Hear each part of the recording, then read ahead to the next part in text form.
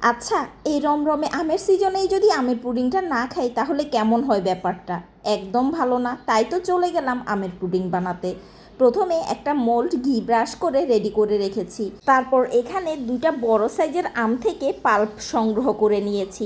এখন পাল্পগুলোকে আমি পিউরি তৈরি করে নিব। পিউরি করার আগে অ্যাড করে দিচ্ছি স্বাদ মতো চিনি, 1/3 কাপ গুঁড়া দুধ, আর কর্নফ্লাওয়ার এখানে দিয়ে দিয়েছি 3 টেবিল চামচ। আমি আরও 3 টেবিল চামচ কর্নফ্লাওয়ার ইউজ করেছি, যা ভিডিওতে স্ক্রিপ্ট হয়ে গিয়েছে।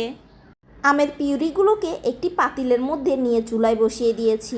তারপর অনবরত নেড়ে চেড়ে 5 থেকে 7 মিনিট এই আমের পিউরিটাকে জাল করব। আমের মিশ্রণটা যখন একেবারে ঘন থকথকে হয়ে যাবে তখন চুলা থেকে নামিয়ে নিতে হবে। ঘি মাখানো মোল্ডে বেশ খানিকটা মিশ্রণ নিয়ে নিচ্ছি।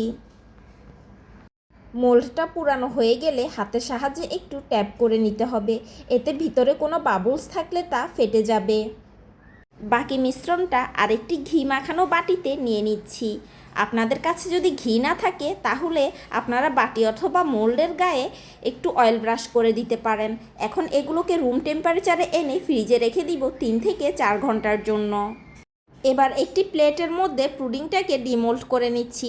এই পুডিংটা খেতে কিন্তু বেশ মজাদার। একবার ট্রাই করলে এর স্বাদটা মুখে লেগে থাকবে বহুদিন।